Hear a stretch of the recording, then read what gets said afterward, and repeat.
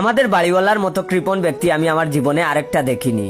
সিলেটের উপশহরের মতো জায়গায় 4 তলা বাড়ির মালিক, কিন্তু দেখলে মনে হয় সংসার চালানোর জন্য প্রতি শুক্র আর শনিবার পুরানপুলের উপর কাঁসার প্লেট হাতে ভিক্ষা করেন। সংসার বলতে উনি উনার স্ত্রী আর একমাত্র মেয়ে তুলি।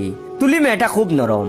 নরম বলতে আমি ওর মন নরম বুঝাইনি। এরকম একটা খচ্চরের থেকে কিভাবে এত কিউট আর তুলতুলে কারো জন্ম হতে পারে সেটা আমি তুলিকে না দেখলে কখনোই বিশ্বাস করতাম না। টাকার লোভে লোকটা মাত্র একটা রুম রেখে বাকি প্রতিটা রুম ভাড়া দিয়ে দিয়েছেন। সেই রুমের খাটে ঘুমায় তুলি আর তুলির আম্মু, আর উনি ফ্লোরিং করেন। এজন্য মেবি তুলির পরে উনার আর কোনো বাচ্চা কাচ্চা হয়নি। আমি কখনো মেহমান আসলে ওই বাসায় রাতে থাকতে দেখিনি। এই তো গেল প্রস্তাবনা, এবার আসল গল্পে আসি। তার আগে আরেকটা কথা বলে রাখি, তুলিকে আমার খুব পছন্দ। পছন্দ মানে লাইক করা, পছন্দ মানে লাভ। আর 4 তলার বাড়ির একমাত্র উত্তরাধিকারী বর হওয়ার চাইতে বেশি লাভজনক কি বা হতে পারে। সিলেট শহরে একটা প্রাইভেট ভার্সিটিতে পড়ার সুবাদে ওই বাসার নিচতলায় একটা রুম ভাড়া নিয়ে আমরা 2 জন থাকি, আমি আর আমার আরেকটা বন্ধু।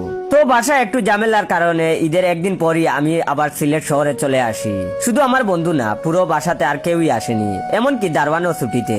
পুরো বাড়িতে মানুষ বলতে 4 তলার বাড়িওয়ালারা 3 জন আর নিচতলায় আমি একা। এই বাড়ির আশেপাশে তেমন কোনো বাড়িঘরও নেই, বেশ ফাঁকা, কেমন গা সমসমে একটা পরিবেশ। সেটাকে আরো একটু বাড়াতেই যেন সন্ধ্যা থেকে থেমে থেমে টিপ টিপ বৃষ্টি শুরু হলো। রাত বাড়ার সাথে সাথে বাড়তে লাগলো বৃষ্টির বেগ। রাত 9:30টার দিকে শুরু হলো তুমুল ঝড়। হুট করে কারেন্ট চলে গেল। আমি খুঁজে টুজে কোনো মোমবাতি পেলাম না ঘরে। রীতিমতো হরর সিনেমার দৃশ্যপট। সেই মুহূর্তে আমার দরজা থেমে থেমে 3বার নক এলো, টক টক টক। আমার বুকের মধ্যে দুক দুক শুরু হলো। তারপর আর কি, খুলে চোখ রেখে যা দেখলাম তাতে হৃদয়ের দুক পুকানি আরো বাড়লো। তবে এবারে আর ভয়ের কারণ না, অন্য কারণে। দরজার সামনে মোমবাতি হাতে তুলি দাঁড়িয়ে আছে। আমি তখন চুল টুল ঠিক করে মুখে ফেয়ার এন্ড হ্যান্ডসাম মেখে টি শার্টটা খুলে ঈদের একটা নতুন শার্ট পরে দরজা খুললাম। দরজা খুলতেই আমার আশা ভঙ্গ হলো। তুলির পেছনে ওর বাবা দাঁড়িয়ে আছে।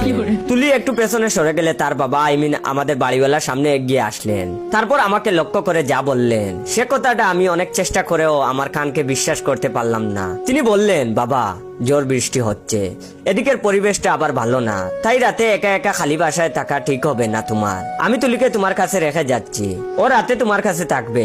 আমি থাকতাম, কিন্তু ওদিকে আবার তোমার আন্টি ভয় পায়, আর বুঝোই তো বৃষ্টির রাতে বউয়ের কাছে থাকাটা। এটুকু বলে উনি আমার দিকে চেয়ে চোখ টিপ দিলেন আর বললেন, আমি যাই কেমন, রাতে বেশি প্রবলেম হলে আমাকে ডাক দিও, আজ রাতে আর ঘুমানো হবে না মেবি। বলেই উনি আবার চোখ টিপলেন। তুলি তখন রাগ দেখালো, উফ বাবা, এত কথা বইল না তো, এখন যাও। বাড়িওয়ালা আর বাড়িওয়ালার মেয়ের এইসব কর্মকাণ্ড দেখে আমি লজ্জায় লাল হয়ে গেছি, আর মনে মনে ভাবছি এটা স্বপ্ন। তারপর আমি আশেপাশে তাকালাম, না, ওই তো তুলির টুটে গাঢ় লাল লিপস্টিক দেখা যাচ্ছে।